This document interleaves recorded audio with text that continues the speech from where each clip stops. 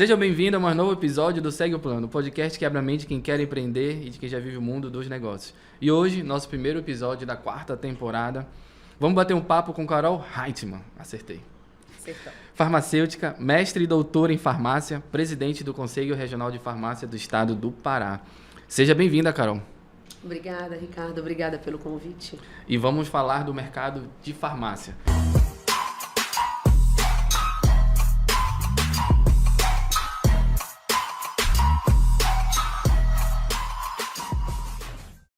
Então, pessoal, antes de continuar, eu tenho um recado. Hoje e agora, uma nova parceria chega para fortalecer ainda mais essa jornada aqui no Segue o Plano. A Unip, Universidade Paulista, referência em ensino de qualidade, está aqui com a gente, levando educação acessível e conectada ao mercado de trabalho. A Unip, como Segue o Plano e como Grupo Polaro, acredita que conhecimento abre portas e que grandes oportunidades surgem para quem está preparado. Com parceiros estratégicos e ensino inovador, a Unip forma profissionais prontos para os desafios do futuro. Então, pessoal, invista na qualificação, invista em conhecimento, que não tem investimento melhor. E o segundo recado é sobre um parceiro de longa data, a Alquimista Bebidas Especiais. O café que nos acompanha em cada conversa impulsiona grandes ideias. Eu, particularmente, sou fã do café especial que o Bruno ele realmente já traz aqui pra gente ter um bom tempo. Bruno, um grande abraço e, pessoal, prove esse café, porque esse café realmente é especial. É uma torrefadora local aqui da nossa região e que tem uma história muito legal. Então, comprem e bebam café de verdade. Carol, antes da gente começar no podcast, me fala como é que é o mercado da farmácia, em especial aqui em Belém, no norte, no Pará. Tu consegue me dar um apanhado geral? Consigo, claro. A farmácia ela é uma profissão gigante que a gente tem mais de 140 hoje áreas de atuação. E aí, quando eu estou falando 140 áreas de atuação, eu estou dizendo que o farmacêutico ele se forma e ele tem 140 opções de direcionamento para ele poder atuar no mercado de trabalho. Nunca imaginei, não sabia que era tão grande assim. As pessoas não sabem, é verdade.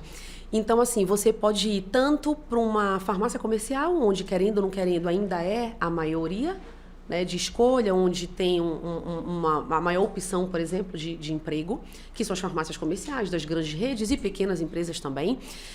Mas a gente tem já a parte da estética, nós temos, enfim, laboratórios, e aí é uma imensidão, de fato, né, de opções aí que o farmacêutico ele pode se encaixar.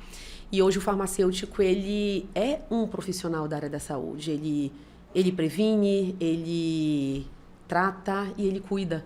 Então, a gente está ali em vários setores. A gente trabalha com vários outros profissionais da área da saúde. Pô, legal. Eu queria entrar, tu falaste, o farmacêutico ele é da área da saúde, é uma área que a gente trabalha, a gente tem muita afinidade.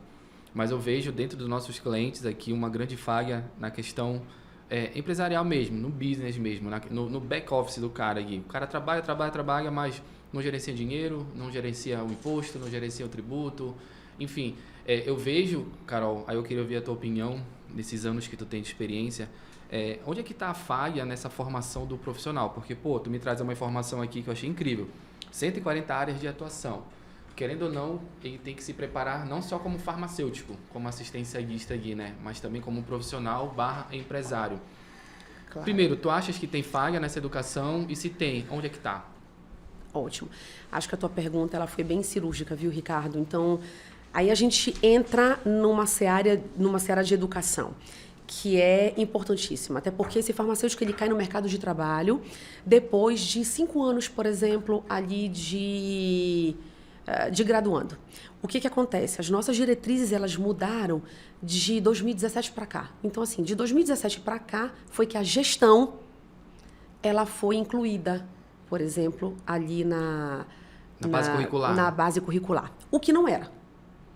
Então, a gente sabe que hoje não é só você querer fazer, não é só você querer abrir uma empresa. Muito mais do que isso, você tem que ter qualificação para tal. Tem que saber como. Claro. Então, uma coisa é eu falar, Ricardo, eu vou te atender quanto farmacêutico. Eu estudei para aquilo 5 anos. Outra coisa é eu abrir uma empresa. Eu não estudei para aquilo 5 anos. Eu sou farmacêutico. O farmacêutico trabalha com pessoas. Então, é bem diferente do que você trabalha. Então, acho que mudou de um tempo para cá, em especial de uns 7, 8 anos para cá, a gestão ela já está incluída ali na base, na nossa base curricular. Isso tem melhorado bastante, mas ela ainda é muito pouco percentual perto do cuidado em si, né? Dentro ali das nossas bases educacionais. Então, eu acredito que isso também seja um problema. Então, a maioria, por exemplo, dos farmacêuticos hoje que se formam, eles devem e buscam qualificações nesse sentido do empreender.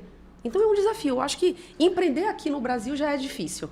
Né? E quando você não tem uma formação voltada para isso, as dificuldades que tem que depender muito realmente da pessoa, aquele feeling, né? Dela poder fazer um diferencial. Eu vejo muito assim que existe um conflito muito dentro da área da saúde daquilo. Pô, eu sou da saúde, eu não posso ter um pensamento comercial, mercantilista, que é a palavra que usam, né?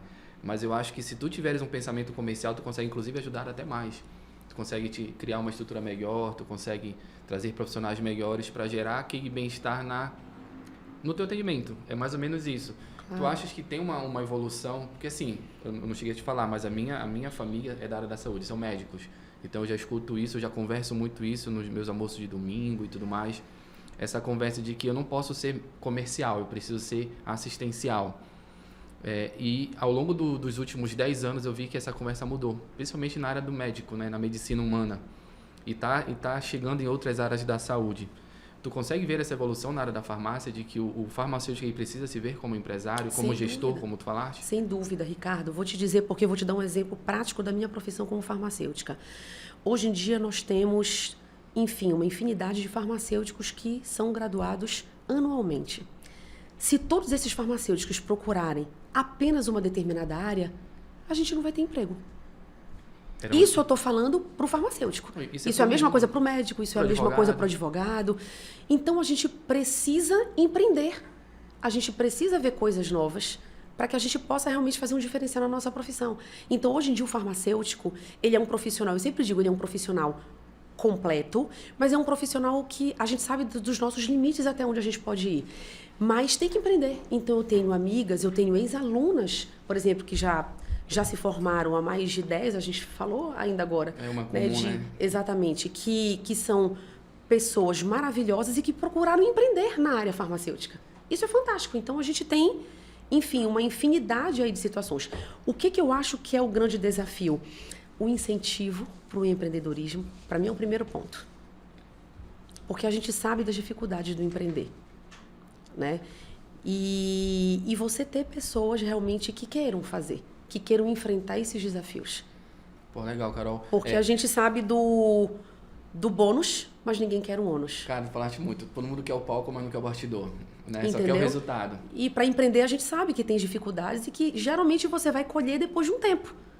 Se você for ver hoje os grandes empresários, eles passaram por várias batalhas, várias dificuldades. Muitos perderam muita coisa para hoje estarem nas condições que eles estão. Na verdade, nem perderam, é mais aprendizado, né? Para não repetir o erro. Claro, quando eu digo perder, claro, isso.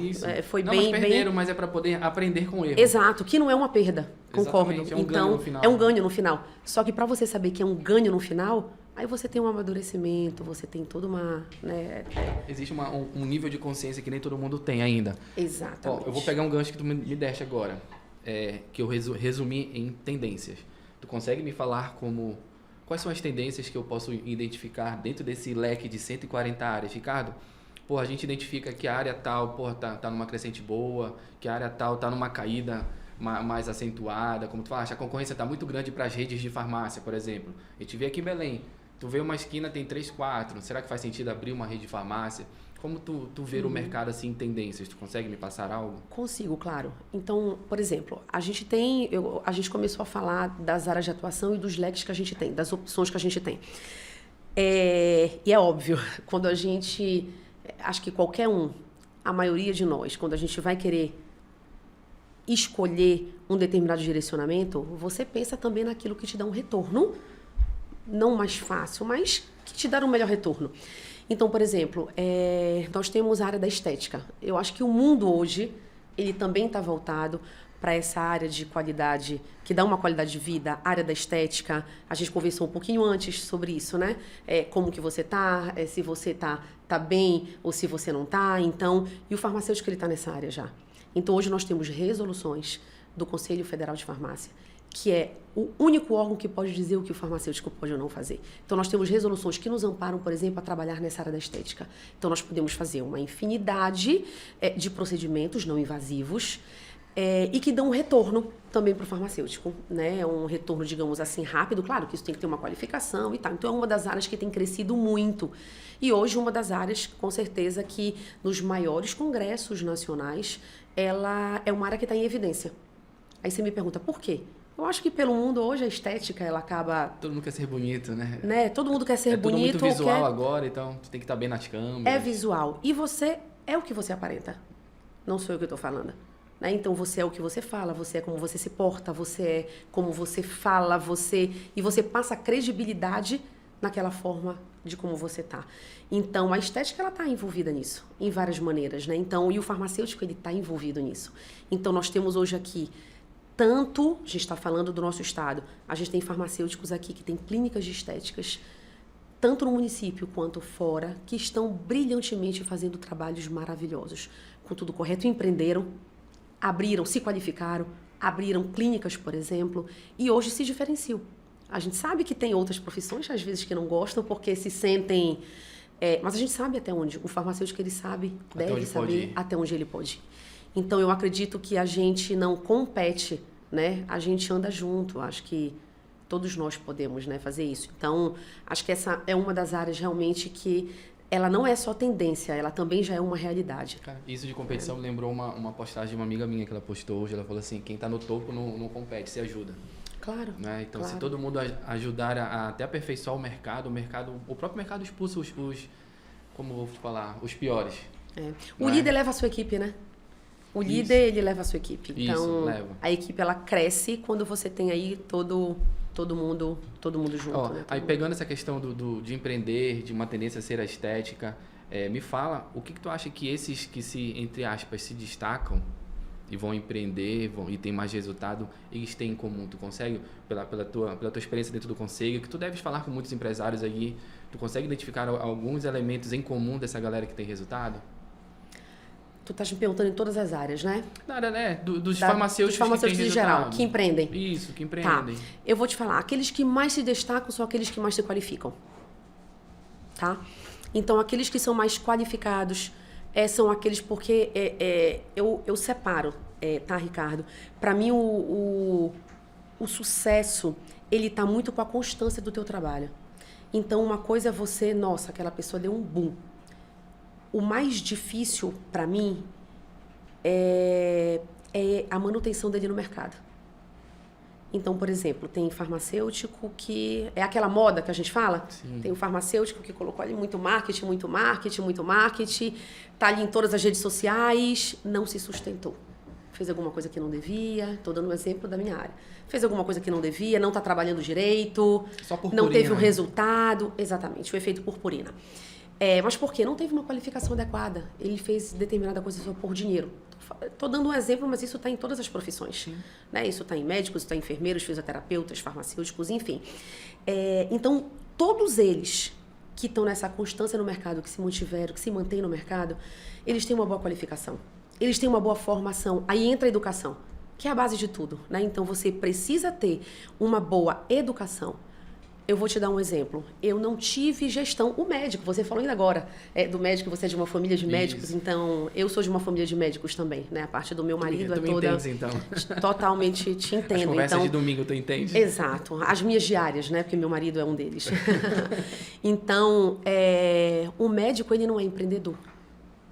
Sim, ele não se formou para empreender. Ele é assistencial. Aquele que quer empreender e que empreende, ele teve que buscar uma qualificação para aquilo. Alguns se mantêm. Outros não conseguem se manter como empreendedores. Eles são assistenciais, porque eles foram formados para ser assistenciais. Mas se você for ver aqueles que se mantiveram, que se mantêm no mercado, eles buscaram uma qualificação, que faz toda a diferença. E tem que ter uma pessoa, tem que ter, não digo empresas, mas tem que ter se ele não tem, E que bom que hoje a gente tem, por exemplo, empresas que podem trabalhar junto com esses profissionais que são assistenciais, que podem fazer a diferença. Todo mundo precisa de todo mundo. Se todo mundo fosse empreendedor, tu não teria, sei lá, um parceiro para trabalhar contigo. São questão de perfis, né? Exato. Eu vejo muito nisso. E pegando esse teu gancho de constância... Mas a pessoa tem que saber, né, Ricardo? Tem que saber. Então, por exemplo, eu não posso ser tudo. Eu não posso querer empreender. E se eu não sei, eu tenho que procurar quem me ajude. Agora tem muito... ego. Claro, isso. Aí tem muito profissional que fala... Eu sou farmacêutica, eu sei empreender, eu vou abrir a minha empresa e tá tudo bem. E não sabe, porque a gente não foi formado para isso. Não Você foi. entendeu? Eu então vejo existem assim, umas... Tem um gráfico, eu não sei como é o nome que dão desse gráfico, que fala assim, quando tu começa a estudar algo, bem no início tu fica tão animado e tu fica com a sensação de que eu sei tudo, que tu mete a cara. Geralmente é quando acontece com essas pessoas. Eu fiz um curso de gestão, eu fiz um curso de estética e já posso empreender. E a expectativa é muito alta. Aí ela, quando começa a trabalhar, ela começa a entender que não é tão assim, né? Tem coisas que o curso não falou, tem coisas que o professor não passou. Claro. Aí a expectativa vai lá para baixo. Aí é realmente onde aparece o empreendedor nato. Ele não desiste, que vem a resiliência com a constância. Aí começa a estudar mais, que é quando realmente o negócio começa. Tu falaste, pô, o empreendedor quebrou uma característica. Ele quebra, ele vai, ele erra, mas no final ele tem um resultado bom porque ele é resiliente. A resiliência é com constância na qualificação, mais ou menos isso. Exato, mais ou menos isso. Mas aí a gente entra nessa parte da qualificação também. Existem cursos e cursos. Existem cursos. Eu tenho curso, por exemplo, de estética, que ele é... Por exemplo, que são de 3 anos. Não estou dizendo que o tempo está relacionado com qualidade, não é isso. Mas uma pessoa, um profissional que está ali 3 anos imerso naquela determinada área, é diferente daquele que faz um curso de 1 mês. Com certeza. E tem profissionais assim, de todas as áreas, que fazem um curso de 1 mês, um curso que não tem nome, um curso com uma pessoa que já não é qualificada para ministrar tal curso, entendeu? E essa pessoa é mercado. São muitas variáveis. Né, muitas variáveis. E essa pessoa, então assim, até para escolher o que você vai fazer, você tem que investir. Eu faço um paralelo muito grande assim, aquela galera de informação de TikTok, né? Que só vê uma manchete, fulano matou ciclano. Ele só sabe disso, mas ele está satisfeito com aquela informação. Agora, pegar um artigo, pesquisar e tudo mais, que eu faço a equiparação do curso de 3, 4 anos, claro. Às vezes não tem paciência, não tem tempo, não quer. Não tem como se falar que é especialista ou algo e ter resultado, né? Aí eu quero trazer para ti agora, vamos falar de constância e qualificação. Aí me lembrou de um mercado que eu acho interessante. Mercado de farmácia de manipulação. É um mercado bem antigo. Aqui em Belém, que é o nosso local que a gente consegue trazer referência. Tem algumas farmácias de manipulações que são bem antigas, bem tradicionais. É um mercado ainda que dá para trabalhar, tem espaço. Como é que funciona? Fazer essa comparação espaço. Do novo, que é o estético, com o antigo, que é mais tradicional. Claro. Assim, Ricardo, vou começar então a te responder dizendo que o curso de farmácia ele é o 3º que mais emprega no Brasil. Pô, legal. Tá? Então, isso já é um dado importantíssimo. Isso não sou eu que estou falando. Tudo que eu estou falando, eu estou baseado, por exemplo, em dados científicos e das maiores pesquisas que saem no Brasil. Inclusive, isso aí já foi palco, enfim, de muitas entrevistas, inclusive que eu, como presidente do Conselho Regional, já tive a oportunidade de poder conceder. Então, só isso aí já é um diferencial. Existem muitas áreas, sim. Claro que a qualificação, é o que eu estou te falando, eu sempre, como educador, eu sempre tenho que colocar a qualificação, porque eu falo isso para os meus alunos, tanto de mestrado quanto os meus alunos de doutorado é a base. E de graduação, que aquele profissional que tem uma boa qualificação, ele sempre vai ter um lugar no mercado. Sempre ele vai ter um lugar no mercado. Porque ele vai se destacar, ele vai se diferenciar. Então, se você tem uma empresa, você quer o melhor. E se você tem uma pessoa extremamente qualificada, você quer o melhor. Farmácia de manipulação, vamos lá. Farmácia de manipulação é um nicho maravilhoso.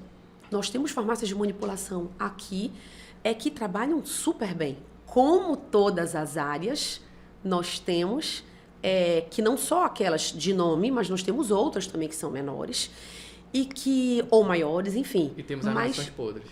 Exato. Então, eu te falo isso até com propriedade, como presidente do Conselho de Farmácia, que isso chega para a gente lá como denúncias de que hoje nós temos farmácias de manipulação e que muitas vezes falam que tem determinados ativos e muitas vezes não tem. Então isso já chegou, denúncia para a gente. Isso acontece pouco com as farmácias outras comerciais, porque você está vendo ali o medicamento, né? Então, a gente tem esse lado ali da farmácia de manipulação. E, ao mesmo tempo, elas são maravilhosas. Nós temos aqui, não vou citar nomes para a gente não ter, claro, conflitos de interesse, mas eu tenho, inclusive, amigas que eu sei como trabalho lá. Então, diria aqui para ti várias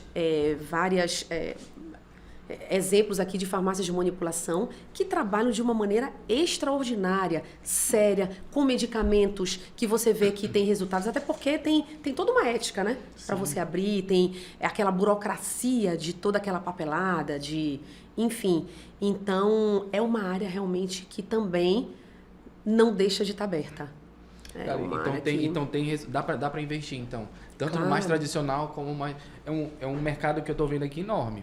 Enorme, é o mercado. Mas aí eu sinto falta... Isso vem com a estética também, viu? Pois é. A estética é uma área que ela tá Mais em em ascensão, voga hoje. que ela tá exatamente, e que ela também anda junto com uma farmácia de manipulação. Né? Então, tenho amigas, por exemplo, que têm clínicas e que têm farmácias de manipulação parceiras. Quando eu falo parceiras, eu não estou falando em ganhos extras, não. Eu estou falando em parcerias de que você confia, tem uma confiabilidade. De qualidade mesmo. De qualidade, e você consegue personalizar, por exemplo, aquele medicamento para aquela, por exemplo, para aquela pele. Que é o maior ganho da farmácia de manipulação. É o medicamento aí para aquele corpo, para aquele indivíduo. Exato, uma coisa personalizada. Né? Que muitas vezes, por exemplo, você vai numa farmácia comercial, os medicamentos eles são muito mais caros, até pela tecnologia que é investida neles. O pessoal fala, nossa, mas numa farmácia, a minha dermatologista, um exemplo, me passou um medicamento que ele é quase R$1.000. Isso acontece. O que eu falo sempre para as pessoas é que aquele medicamento, ele não é caro pelo tempo que ele foi também investido, que a gente sabe que o medicamento entrar no mercado hoje tem muito investimento. Tem muito estudo, é muito caro, teste. são no mínimo uns 10 anos ali de investimento, de pesquisa, de ciência, e ele está ali. Mas a tecnologia que ela é colocada naquele medicamento, nenhuma farmácia de manipulação consegue chegar hoje. Por isso que ele é caro. Uma farmácia de manipulação, vou te dar um exemplo. Nós temos hoje produtos com ácido retinóico vendido a 0,3% na farmácia, por exemplo, de uma determinada marca, que ele é caríssimo. A farmácia de manipulação não consegue chegar nessa medida. Por quê? Porque a tecnologia que é colocada naquele medicamento que é vendido, a farmácia de manipulação hoje não consegue chegar. Então as pessoas falam, não é que é caro, mas a tecnologia que foi investida, ela é muito cara. E ela faz diferença. Aí entra o papel de educador de todo profissional. Claro. Então, assim, a gente precisa saber, e o farmacêutico, ele sabe. Claro, ele é o profissional do medicamento, né? Ele é profissional do cuidado. Ele, mais do que qualquer profissão, ele sabe do medicamento, o que envolve o medicamento para entrar no mercado. Então, existem muitas variáveis, né? E que a gente precisa, claro, tá falando. A gente fala muito desse conhecimento, desse hard skill, desse conhecimento científico, técnico. Mas e as habilidades sociais, Carol? Tu achas que a gente falha? Essa é uma percepção muito pessoal minha. Eu vejo hoje, a gente não tem um limiar muito, muito pequeno de saber lidar sob pressão, de ser criticado, as pessoas levam muito para o lado pessoal. E eu vejo isso muito no dia a dia. Tu achas que é um mercado que a gente precisa desenvolver esses soft skills? Tu acha que o profissional farmacêutico, ele tem que ter essa habilidade mais desenvolvida? Como é que tu vê esses profissionais hoje em dia? Claro. Olha, Ricardo, essas tuas perguntas, elas estão bem cirúrgicas mesmo, né? O farmacêutico, eu estou formada há 25 anos. O farmacêutico, há 25 anos atrás, quando eu fui formada, o centro do nosso curso era o medicamento. Hoje não é mais. Hoje são pessoas. E você sabe, quanto empresário, por exemplo, qual é a dificuldade de você ter uma empresa? Sim. É o gerenciamento delas. É gerenciar pessoas. Gerenciar pessoas. É o mais desafiador. Eu sou presidente de um conselho hoje, onde eu tenho, enfim, dezenas aí de funcionários em que momentaneamente, eu preciso gerir. Então, você entender o próximo, você respeitar o próximo, é o maior desafio. As pessoas muitas vezes elas não se respeitam, elas não sabem os limites de cada um. Então, e a habilidade que você me perguntou de comunicação, ela precisa ter hoje em qualquer profissional. Estou vindo para a farmácia, como farmacêutica, que é a nossa entrevista aqui. O farmacêutico hoje, nós temos resoluções também que nos apropriam, que nos amparam, de abrir um consultório. Então, não sei se você já viu, tem algumas farmácias, por exemplo, grandes redes ou pequenas redes também, que você tem consultórios farmacêuticos, nós podemos ter. Pois é, isso é bem confuso para mim, pessoalmente falando. Depois eu queria que tu me explicasse o que é um consultório farmacêutico. Tá, o farmacêutico, ele pode fazer todo um rastreamento. Por exemplo, vou te falar em um minuto, ele pode fazer todo um rastreamento, ele não pode diagnosticar, tá? Mas ele pode fazer um rastreamento e vai te encaminhar para o médico, para um profissional, prescritor, para que ele faça o diagnóstico. Então, por exemplo, eu posso solicitar exames laboratoriais, não para diagnóstico, mas acompanhamento farmacoterapêutico. Então, o consultório farmacêutico não é para diagnóstico. O médico, ele te passou um exemplo, você é um paciente diabético. Eu quero fazer o acompanhamento, o médico, ele não te acompanha. Aí, o que vai acontecer? Quando eu falo um plano de acompanhamento da tua farmacoterapia semanal, aí você vai voltar, geralmente, mensal com o médico, certo? Mas o farmacêutico, ele é o profissional que vai identificar qualquer problema relacionado com o medicamento que tem. Às vezes, o médico pode passar uma dose um pouco maior, que você pode não estar respondendo, ou uma dose menor. Uma subdose. Uma subdose. E que esse tratamento não está sendo eficaz e nem seguro. Mas o farmacêutico aí pode, se for uma subdose, ó, eu te sugiro aumentar o Não, mas ele voltar sugere para voltar no médico. Entendi. Mas ele te acompanha. Ele pode solicitar exames laboratoriais para fim de acompanhamento farmacoterapêutico e para saber se aquele medicamento está seguro e eficaz. Tá aí, é um mercado pouco explorado. Exato, mas é por isso que hoje os consultórios farmacêuticos, eles estão ganhando muito espaço. Fazer É uma um diferencial, claro, é um diferencial, por exemplo, de uma grande rede. Exemplo, Ricardo, você foi diagnosticado, sua mãe teve um pico de pressão, você não é da área da saúde. Ela está sentindo algumas coisas em casa, uma dor de cabeça, uma dor na nuca, aqueles sintomas clássicos que a gente já sabe.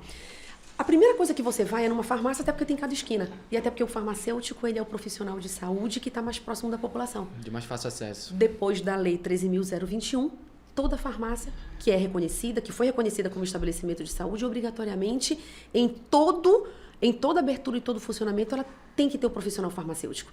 E a hora que a comunidade chega ali, o farmacêutico está de braços abertos para poder atender, para poder identificar no exame se tem algum problema relacionado do medicamento e ele vai e encaminha. Então, muitas vezes essa habilidade de comunicação, como a gente atende, como a gente acompanha, a gente precisa ter. Porque assim como o médico, se você vai, eu estou falando no médico porque ele é o prescritor, sim, tá? Nada contra. Mas se você vai no médico e se muitas vezes, ou se você vai em qualquer outro profissional e ele nem te olhar, você vai dizer, eu não vou voltar naquele médico. Eu não vou voltar naquele outro profissional, no fisioterapeuta, enfim, no nutricionista, você não volta nele. O farmacêutico é a mesma coisa, zero. Você tem que ter habilidade de comunicação, né, que envolve toda essa parte de socialização, para que você volte, que muitas vezes o profissional de saúde ele é terapeuta também. Né? Você vai conversar com a pessoa. Acho que todo profissional liberal é um pouco de terapeuta, não bate é? um papo antes aí. Então existe eu acho que esse é um dos pilares hoje para que você tenha realmente um sucesso num determinado empreendimento. É a sua habilidade de comunicação. Eu pego... Não sei se você concorda, não, né? Totalmente. Eu ia te trazer uma experiência de uns clientes meus que são da área da saúde e eles falam assim, Ricardo, a minha secretária não vende, mas pra gente aqui no escritório a gente entende que a venda acontece no consultório como profissional, né? E a gente tende a confundir muito habilidade com função, né?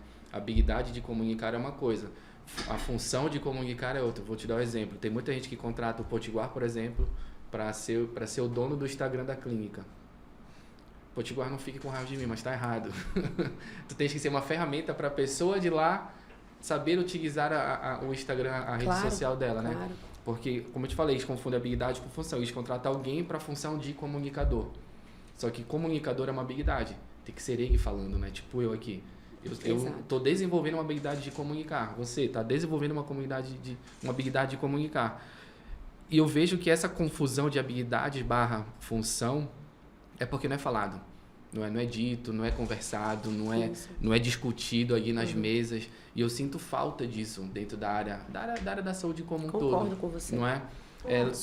Pegando todo esse enredo, como é que a Carol hoje, trazendo mais para a função de presidente do conselho, vê as redes sociais? O farmacêutico utiliza bem, utiliza errado, tem que utilizar, tem que se comunicar, tem que se posicionar. Me fala um pouco de como o farmacêutico tem que lidar com isso aí. Eu sei que é um tema mais eu acho espinhoso. Claro, eu acho que as redes sociais hoje, elas são uma ferramenta maravilhosa, inclusive para você poder conhecer pessoas. Exatamente. Né? Mas a gente precisa de um filtro. Eu posso colocar o que quiser hoje, por exemplo, sai no Google. Qualquer coisa, não tem filtro.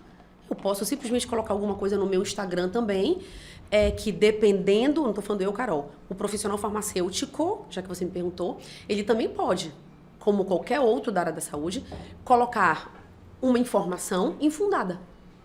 Sim. Então eu acho que a gente precisa ter muito filtro. Mas eu sempre olho o copo meio cheio e não meio vazio. Mas então, otimista, né? Eu sou otimista, mas eu sou determinada. E tudo que eu falo, por eu ter a condição, por exemplo, de cientista, de educadora, tudo que eu falo é baseado em artigos científicos, em pesquisas. E que a gente sabe que tem muitos que não fazem isso. Né? Então, mas acho que a rede social hoje, ela tem um lado bom e tem um lado ruim.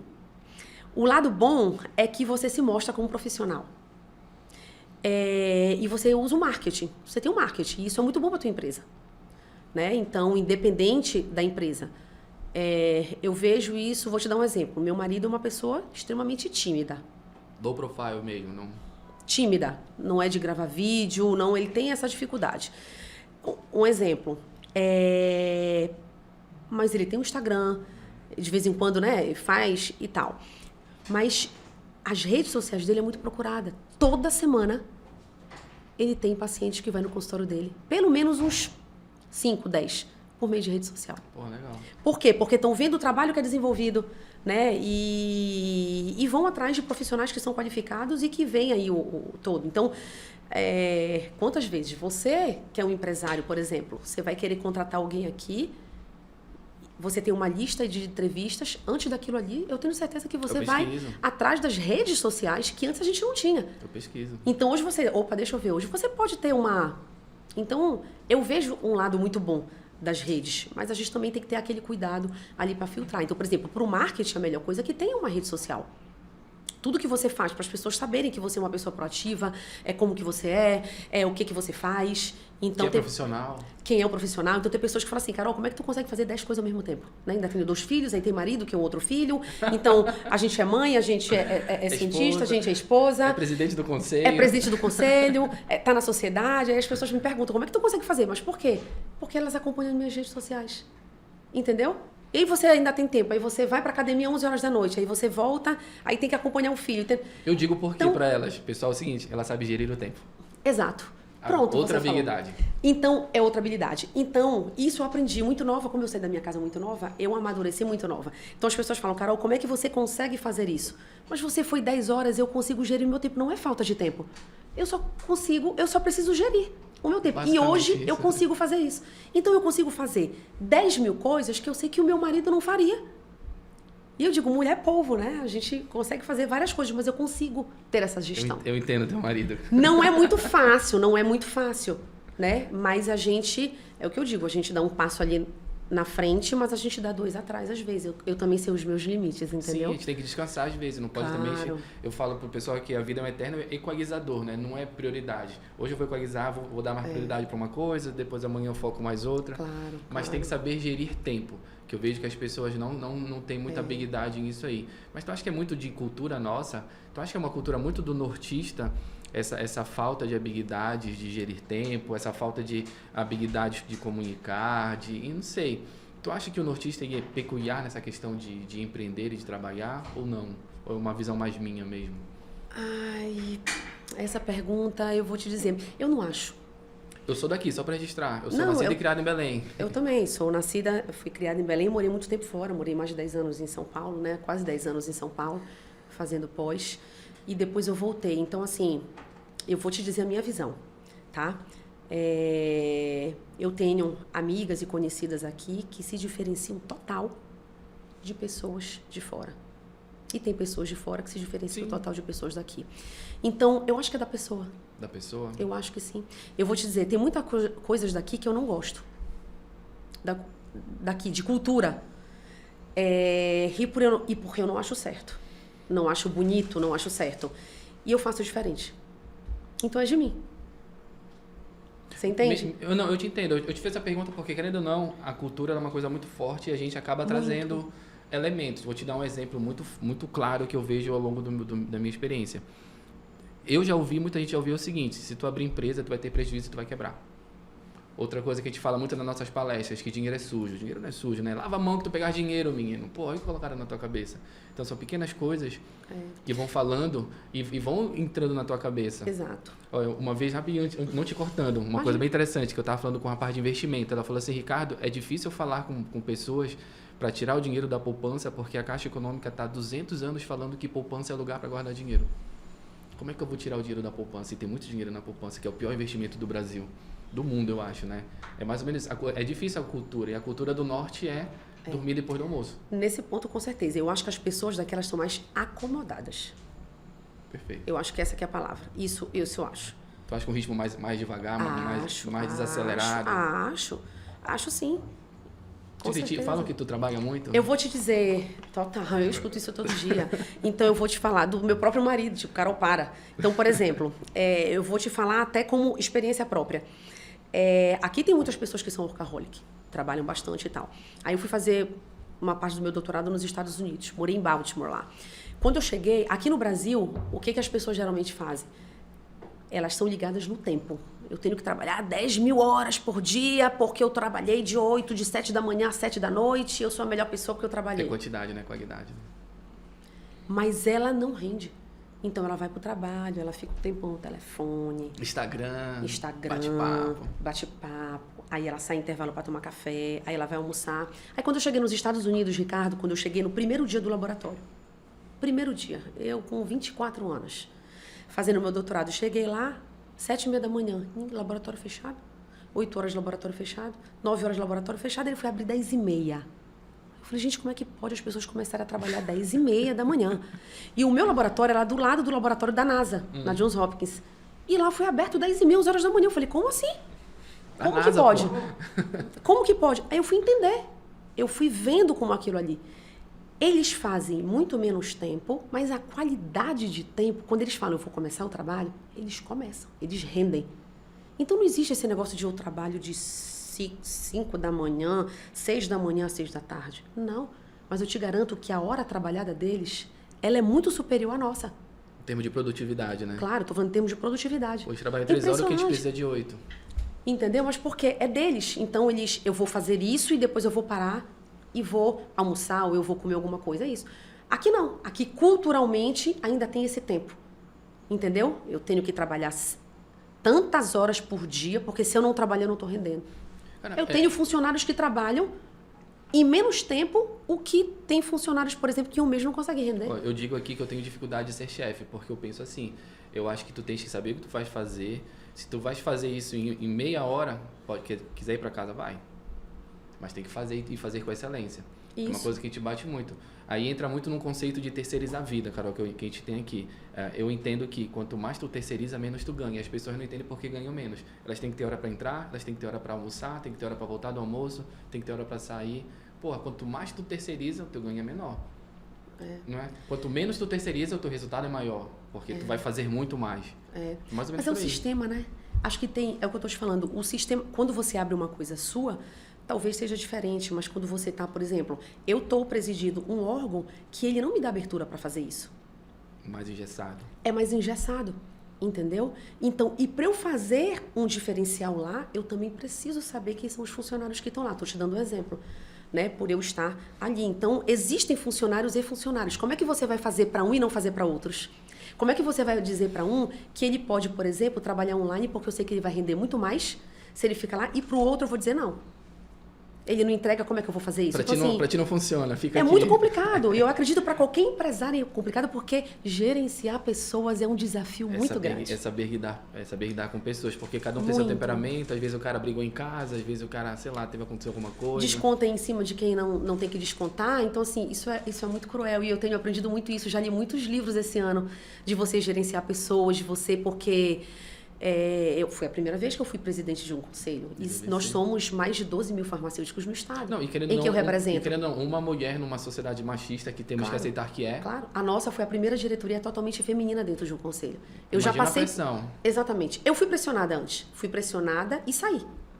Eu pedi para sair. Mas já mostra que tu tem gerenciamento nas tuas emoções. Tu Claro, chegaste eu lá. pedi para sair. Por quê? Porque tudo que acontecia que eu não concordava, eu saía. Porque eu tenho nome, eu tenho CPF. E se eu não concordo com aquilo, eu tinha duas opções. Ou eu saía, ou eu prevaricava.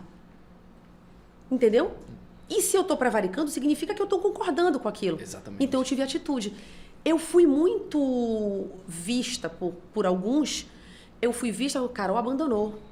Carol saiu, Carol renunciou. Não tive problema. Aí eu vim numa eleição e fui eleita como presidente. Então a maioria entendeu o que eu faço. E o que eu estou fazendo hoje, o que eu posso entregar para a profissão, é aquilo que eu faço de melhor, o que eu tenho de melhor. Então a nossa postura, o que a gente faz, eu digo, o dinheiro público ele não tem que ser economizado, mas ele tem que ser bem gerido. Então às vezes as pessoas falam, Carol, você tá assim. Né? Então eu tenho o dinheiro não é teu. Uma equipe fantástica, o dinheiro não é teu, eu não estou preocupada com isso, não estou, mas a responsabilidade é minha. Eu tenho que gerir. Então, se o fulano não geriu ou se o Betano não geriu, não tem problema, mas eu estou como presidente, enquanto eu estiver como presidente, ele vai ter que ser bem gerido. E muitas vezes, quando a gente quer fazer o certo, muitas vezes o certo ele é moroso. O certo ele é demorado. Eu tenho que ter licitação. Por que você faz isso e não faz naquele lugar? Que eu não posso chegar. Eu tenho dinheiro, mas eu não tenho poder de decisão. E eu tenho que fazer o certo. Só que esse certo, para os olhos de muitas pessoas, eles não enxergam da melhor maneira. Eles vão enxergar como? Não consegue fazer, não está fazendo. Porque não sei o quê. Por quê? Porque outros gestores, às vezes, faziam coisas mais rápidas, erradas.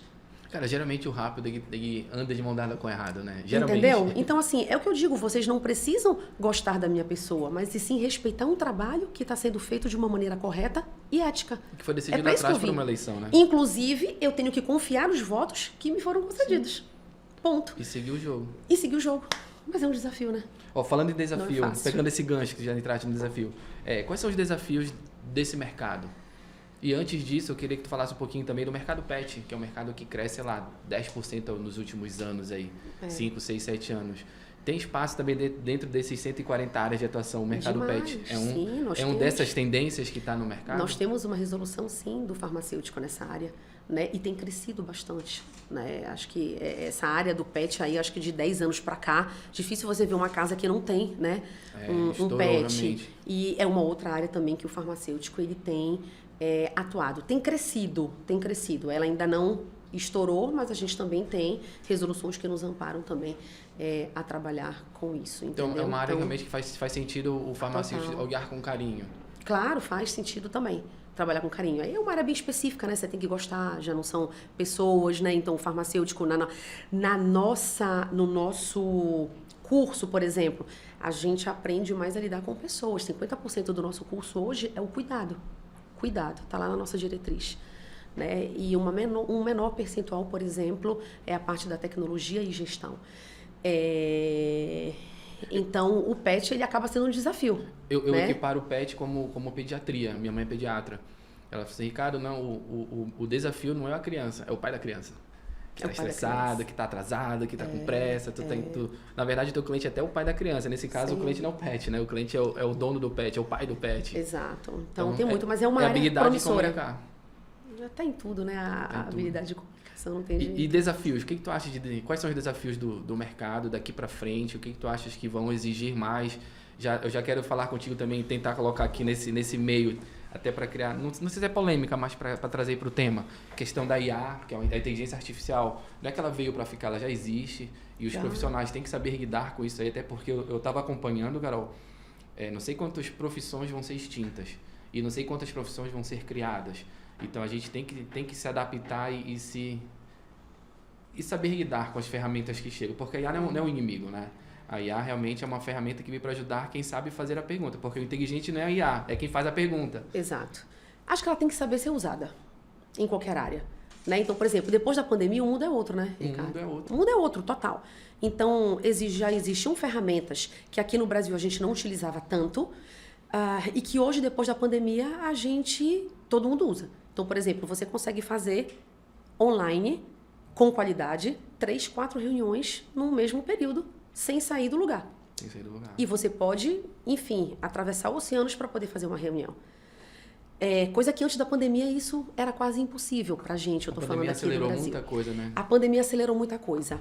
Mas ela veio e tudo que veio também tem que saber ser utilizado. A AI é uma delas.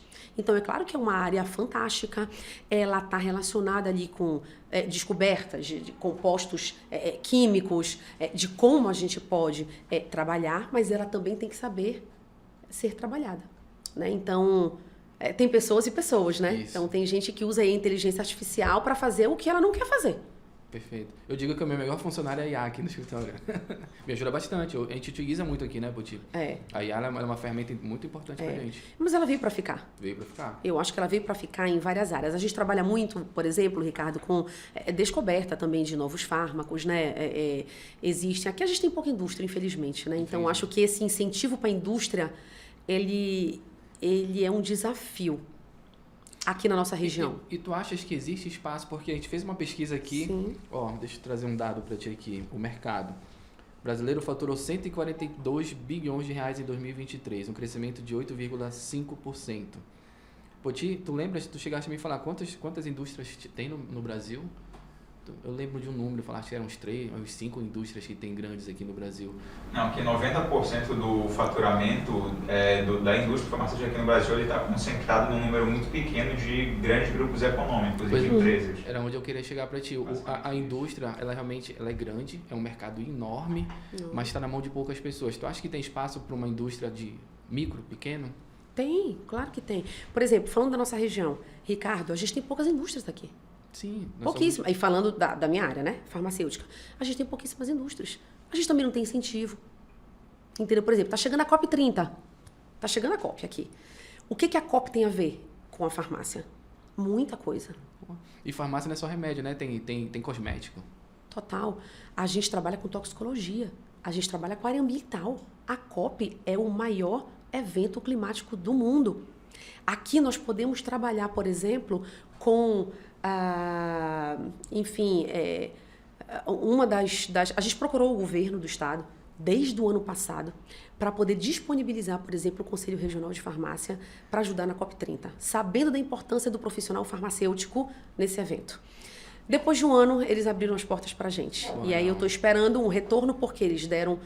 fizemos um projeto em conjunto, nos receberam super bem, e imagino que eles, enfim, estejam enlouquecidos também com tantas agendas, mas abriram as portas para a gente, fomos até lá, e foi uma conversa maravilhosa, e colocamos já no papel, já foi enviado para eles também, estou só esperando o retorno, de como o farmacêutico ele pode estar auxiliando nesse setor aí, nessa seara. Então, por exemplo, quando a gente fala de sustentabilidade, a gente tem aqui a maior reserva de biodiversidade do mundo, que é a Amazônia. E que a grande vem para cá, né? Nós temos as plantas medicinais aqui que são gigantescas. E a maior quantidade de matéria-prima vem da onde? Para os medicamentos. China e Índia. Como é que pode? Entendeu? E que possivelmente sai daqui, manufatura lá e vem para cá. É isso que eu estou te falando. Isso aí, então, assim, e nós temos plantas aqui. O que falta? Incentivo. Então, o que eu peço, né, até que as políticas públicas, por exemplo, que o governo do estado, prefeitura, principalmente o governo do estado e presidente, olhe de fato para que esse evento que está chegando aqui, por exemplo, que eles se sensibilizem com todas essas tecnologias nacionais, internacionais em especial, para que possa abrir um mercado muito maior. Porque o que a gente tem aqui é gigantesco e que muitas vezes ele é fechado fora. Porque aqui falta incentivo, faltam políticas públicas. Aí a gente entra numa outra senhora que vai ser mais 3 horas de conversa. Falta conhecimento. Entendeu? Profissionais pouco qualificados nessa área. Entendeu? Poucos profissionais. Biocosméticos. Eu tenho muito na moda, eu conheço muito. Nós temos uma marca em Belém que está trabalhando muito com isso, a Biocosméticos. Biocosméticos. Nós temos biocosméticos aqui que são maravilhosos, de farmacêuticos empreendedores, fantásticos, que explodiu com qualidade, respeitando todas as normas de segurança para que você tenha, para que ele te entregue um produto eficaz, um produto seguro, um produto que tenha resultado, que é muito fácil você ter um produto bonito, né? Um Toda marketing uma bem cobertura, feito. um marketing bem feito, que a gente sabe como o marketing é importante, né? Mas não tem o resultado Tem eficácia esperado. nenhuma. Exatamente. E tem aqui farmacêuticos que têm trabalhado com isso aí, com produtos biocosméticos, com produtos da nossa Amazônia, à base de cupuaçu, à base, enfim, de uma série de substâncias aí que faz total diferença. E que muitos de nós aqui não damos aquela importância. A devida importância. A gente prefere comprar de fora. Por quê? Porque o marketing de fora é muito maior, né? As indústrias de fora são muito maiores. Então, eu acredito, sim, que é um espaço gigantesco, que a COP vem para fazer um diferencial. É o que eu estou te falando, eu sempre vejo o copo meio cheio, eu sou otimista, mas o farmacêutico também, ele é um profissional que ele está ali na berlinda nessas horas. E que ele tem como ser explorado. Entendeu? Mas a pergunta que eu te faço, será que ele quer e tem essa consciência? Eu acho que não. Eu acho que não. Tomara que o nosso podcast chegue Chegue lá no ouvido dele. lá no ouvido dessas pessoas, né? Dos nossos representantes, por exemplo. Então tu acha que nos procurem. que o desafio hoje é botar essa consciência dentro do farmacêutico? Tu acha que o maior desafio hoje da farmacêutica em si, do mercado, é colocar nos seus atores principais, os farmacêuticos, tipo, eu sou o ator principal dessa jornada, eu vou fazer acontecer. Tu acha que o desafio é esse? Acho que as pessoas têm que trazer para si. Acho que as pessoas têm que ter coragem, que as pessoas têm que ter, eu faço, eu sei e eu vou fazer acontecer. E eu acho que é uma questão de personalidade. Então, tem pessoas que não têm esse tipo de personalidade. Tem pessoas que são inteligentíssimas e não têm eu vou fazer. O sangue no olho aqui. Entendeu? Então, acho que é tudo. Mas é o que eu digo, pessoas, elas são muito complicadas. Às vezes, você tem pessoas inteligentíssimas e que não têm o feeling para... Tem pessoas que falam muito bem e que não têm a veia do empreendedor. Tem pessoas... Então, você juntar tudo, todas essas habilidades, é o maior desafio que a gente tem hoje. Aí vai atrás de sócio, pô, vai. Se eu não sei vender, pega um que sabe vender. E é uma empresa... Exato. E aí você tá Então- com uma empresa, você fala, aquele ali é um vendedor nato. É o que tem que... Contrata, traz pra perto. Contrata, traz pra perto. Eu falo muito, Carol, as pessoas têm muito a visão do seu negócio, né? Tipo, pô, tu deve saber muito de farmácia, do farmacêutico aqui, mas será que a gente, isso é para todos nós, temos a visão de negócio? De tudo que Exato. influencia no meu negócio, né? Porra, biocosmético, será que eu já tenho que falar aí com um rapaz do interior, eu tenho que ir alugar um imóvel, eu tenho que ir atrás das licenças, eu tenho que fazer parcerias, eu tenho que ir atrás de vendedor, enfim, são muitos e se, né, que eu preciso ter consciência, mas que geralmente a gente não tem. E que, infelizmente, a faculdade tradicional não nos traz. Esse é o grande Né? problema, Eu acho que o desafio hoje é mudar um pouco a nossa forma de educação. E trabalhar essas habilidades, eu acho que desde a... Olha, escolas hoje, tem escolas aqui em Belém que já estão trazendo isso aí. Por exemplo, eu nunca tive na minha formação, eu estudei em colégio militar, no Rego Barros, eu sou do Rego Barros. Então, por exemplo, eu não tive educação financeira lá. Não teve, né? Nem eu Eu não também. tive nenhuma habilidade. Meu filho hoje, com 6 anos, ele tem... Já falei de ele vai Bitcoin ter contigo. 6 anos, 10 anos, ele vai ter educação financeira na escola. Não, e tá certíssimo, temos que ter, porque... Temos que ó, ter. Eu vou trazer um dado para ti como advogado. O 90% dos índices de divórcio, do motivo é dinheiro. Então, Saiu uma pesquisa falando disso. Olha. 90% do motivo é falta de dinheiro. Alguém ficou desempregado, ou então o cara se gasta demais, não tem controle, que irrita o outro. Dinheiro. A gente não sabe... Né? E o problema não é o dinheiro, é onde eu quero chegar. O problema é o teu relacionamento com o dinheiro. exato. Que não te ensinaram a te relacionar com o dinheiro. Exato. E aí o que acontece? Tem pessoas, a gente já tem esse vazio, né? Então tem pessoas que buscam aquilo. É. Então tem pessoas que falam assim, não, eu não sei isso, eu preciso gerir, nem que seja o meu dinheiro dentro de casa. Como é que você vai ter uma empresa se você não consegue gerir o seu dinheiro dentro de casa? Cara, eu falo isso pro pessoal. É complicado. Recebe teu dinheiro e guarda R$10, porque quem guarda 10, guarda 1.000. Porque quem não guarda nada pode receber R$100.000 que vai gastar R$100.000. Exato. Então, eu brinco até com meu marido, que a gente falou no negócio da Mega Sena, né? Que foram 600 milhões e tal, vamos jogar, vamos e tal. E o Flávio falou uma coisa pra mim, e é verdade. Se você não souber gerir esse dinheiro, Acaba. acaba. Independente da fortuna que seja. E tem aquelas pessoas que recebem 1/20 daquilo ali e fazem fortuna com aquilo. Porque sabem gerir. Então, isso é um outro desafio. Imagina uma empresa. Né? Então, acho que é difícil, não é fácil não, né? São desafios grandes, né? Se eu fosse abrir uma empresa, com certeza eu contrataria alguém que eu não tenho essa veia empreendedora. E eu sei o quanto é importante. Eu gostaria de empreender. Entendeu? Eu estou em gestão eu coordeno um mestrado na universidade, mas eu estou o tempo inteiro lidando também com pessoas, mas eu não empreendo. E eu tenho vontade de empreender. Mas a primeira coisa que se eu fosse empreender, eu queria uma equipe comigo. Qualificado. Qualificada, sem sombra de dúvida, qualificada, para trazer para a minha empresa, né? E ter pessoas direcionadas para aquilo que eu quero e que eu não sei. Eu não posso ter ego para dizer o seguinte, eu sei tudo, eu quero abrir aquela empresa. Não, mas eu quero uma pessoa que traga, que faça uma rede social. Eu sou amadora, gente, Instagram.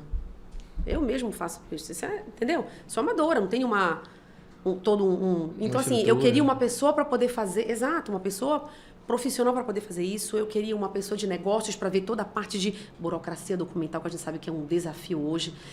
Uma empresa hoje, ela precisa respeitar todas aquelas... As nossas leis, as boas práticas, as regras. Isso é um desafio, por quê? Porque é tudo muito moroso aqui no Brasil. Sim. Anvisa e tudo é muito difícil. Então, é o que eu digo, empreender aqui no nosso país não é fácil. E eu acrescentaria que no norte é um pouquinho mais difícil por questões logísticas. Mais a gente está longe dos centros. Super concordo contigo. Para você se qualificar, gente, você vai pegar e levar a tua equipe para se qualificar. Você vai levar para os nossos grandes centros. Belém é longe. Belém é longe dos grandes centros. É quase uma viagem internacional, Belém-São Paulo. Isso mesmo. Entendeu? Quer dizer, é cara, é longe. A gente está longe de tudo. Então, eu estava no Espírito Santo agora, são 50 minutos para o Rio de Janeiro, 1 hora e pouquinho para São Paulo, 1 hora e pouquinho, o pessoal vai e volta, vai para uma reunião. É ponte aérea, né? É ponte aérea. Aqui, como é que a gente faz ponte aérea? Nem está no nosso... Não faz. Além de ser caro, você passa mais tempo, mais de 6 horas, por exemplo, dentro de um avião. A gente está num processo de expansão, tem momentos que a gente vai comprar passagem, que a passagem para Santarém, por exemplo, é mais cara do que para São Paulo. É isso. Morro de vontade de levar meus filhos em Santarém, ao Terra do Chão. É caro. E aí, toda vez que eu vou para lá... Como é que pode ser caro? Você está bem aqui, 1 hora e pouco de viagem. Claro, para Gramado, morro de vontade de levar meus filhos no Natal Luz. E às vezes eu vou para fora do país porque é mais barato eu sair com um voo direto de Belém do que eu ir para o nosso próprio país. Então, nem aqui se tem incentivo para a gente poder fazer isso. São coisas que a gente precisa refletir. É. Carol, a gente está terminando. Pô, passou rápido. 56 minutos. Nossa, já Passou rápido. Vou. Quer deixar algum recado para a galera da farmácia? Ó, tá começando, que está no meio. Quer deixar alguma... Enfim, o espaço é teu. Obrigada. Primeiro eu queria te agradecer. Eu queria agradecer a você, queria agradecer ao Yuri, a toda a equipe de vocês aí, parabenizar vocês pelo trabalho. Dizer que sempre é muito prazeroso a gente estar participando de eventos, não digo eventos, né, mas de espaços como esse, para que a gente possa também mostrar mais ainda a nossa profissão. Né? Como você mesmo colocou, que você às vezes não sabia o que o farmacêutico poderia fazer, de consultório, e uma área consulta, que... Né? Exatamente, que... a gente já pode, já faz e que tem crescido bastante. Né? Então, acho que todos esses momentos a gente também tem que usar para poder difundir aquilo que o farmacêutico ele pode fazer. E a gente pode fazer muito. Né? Acho que o farmacêutico ele é gigante, a gente está numa profissão que eu me orgulho cada dia de ser, porque eu faço dela um diferencial. O farmacêutico era visto de uma maneira muito diferenciada antes, ou melhor, menos diferenciada antes. Hoje o farmacêutico ele é visto de uma maneira muito superior. Então eu falo isso com muita propriedade mesmo, porque eu já estou há 25 anos nessa profissão. E hoje nós somos, até os outros profissionais olham a gente realmente dentro de uma equipe multidisciplinar para poder tratar o paciente. Isso é fantástico. Hoje a saúde é integrativa, ela é Total, multi, né? Exatamente. E que bom que somos vistos, né? Eu acho que a farmácia, como eu te falei, ela é gigante, então tá vindo aí o maior evento, que é um desafio para a gente, vai ser, mas que o Conselho Regional de Farmácia já está de portas abertas aí, vamos fazer um trabalho incrível, já fizemos um projeto para que a gente possa realmente também atender todo esse pessoal, receber de uma maneira na saúde diferenciada. Então, a gente tem como fazer muito. Estamos trocando de sede agora para poder entregar também para 12 mil farmacêuticos aqui do estado uma casa melhor e à altura da nossa profissão. Então, só queria agradecer vocês, deixar o Conselho Regional de Farmácia também à disposição e dizer que empreender é um desafio, mas eu acho que é o futuro. Né? E que para a gente empreender, a gente precisa se qualificar, a gente precisa ter coragem, mas a gente precisa voar. Né? Então, e sempre chamar pessoas realmente que possam ali estar fazendo o diferencial naquilo que a gente quer. Te ajudando, né? Então, só agradecer vocês e que toda a equipe de vocês tenham aí um ano de 2025 no a bola da vez, né? Que vocês tenham, exatamente, o Pará é a bola da vez, que vocês tenham aí um ano de 2025 leve, cheio de conquistas para toda a equipe de vocês e que venham aí vários podcasts instrutivos e importantes dentro da nossa profissão. Agradece. Pô, a gente tem que trazer mais gente assim, Gerson. Carol, obrigado pelo teu tempo, mas antes, onde as pessoas te acham? O teu Instagram é aberto? Tu queres botar o Instagram do conselho? Como é que as pessoas te acham? Tá, eu tenho o meu Instagram pessoal, que é Carol M. Reitman. Tenho o Instagram do Conselho, que é o do CRF Pará. E meu Instagram não é aberto, pessoal, mas o do Conselho é aberto. Mas podem seguir a gente, acompanhem o trabalho do Conselho Regional. A gente tem 1 ano de gestão. Somos uma diretoria aqui, pela primeira vez, uma diretoria totalmente 100% de mulheres que estamos fazendo a diferença. Não que a gente faça melhor do que os homens, mas... Mim, as mulheres como gestoras são bem melhores. Claro, eu sempre digo isso, não falo que a gente faz melhor, mas é bom a gente mostrar que a gente pode fazer tão bem quanto todos os que já tiveram à frente. A gestão, ela é um diferencial, mas a mulher, ela pode fazer tudo ao mesmo tempo. E ela tem sempre um carinho e um capricho em tudo aquilo que ela faz. Eu te digo com propriedade, no nosso banco de dados aqui, nossos clientes, as mulheres empresárias à frente das empresas, elas administram, tem capacidade de administração bem melhor do que os homens. Olha aí, adorei, Ricardo. O homem é muito focado. A mulher é ela muito tem mais a mente... multi. Ela consegue olhar tudo ao mesmo tempo. E ela consegue fazer 10 mil coisas ao mesmo tempo. E quando ela faz com perfeição. Exatamente. Que é mais difícil, né? Me desculpem dos homens fazerem, não, na mas verdade. Aqui tu pode falar. Exato. Então, a gente consegue fazer isso. Assim, pode entrar nas redes sociais ali do nosso conselho, acompanhar o trabalho do Conselho Regional de Farmácia. Então, é incrível. A gente tem uma equipe maravilhosa. Que leva aquele conselho ali no dia a dia também. As minhas diretoras também, elas são pessoas bem especiais, cada uma dentro da sua área de atuação. Nós temos empreendedoras, temos diretoras que têm consultório autônomo, né, que foi a primeira tricologista, inclusive, da nossa região do Norte. Então, é maravilhoso. Uma área da farmácia também, que a gente acabou nem falando, mas está dentro ali da estética e tal. Temos outra que é da vigilância sanitária, temos outra que trabalha em unidade de saúde. Então, é bem diversificado e é bom que cada uma tem um olhar diferente ali para que a gente possa levar a profissão. Pô, legal, Carol. Antes de finalizar, tem os recados aqui. Pessoal, começamos a 4ª temporada, não é? Estamos indo para o episódio 100. E a gente está todo dia 1, 10 e 20. E acompanha a gente, é mais um ano de bastante pessoas interessantes, inteligentes e que sabem falar e que, enfim, representam a nossa região. Só para registrar, Carol, isso aqui começou porque eu me incomodava muito de ouvir pessoas de fora falando de soluções que não cabiam para cá. Não conhecem a nossa região, questão de logística, questão de cultura, questão, enfim, de várias coisas. E eu e Jéssica começamos isso.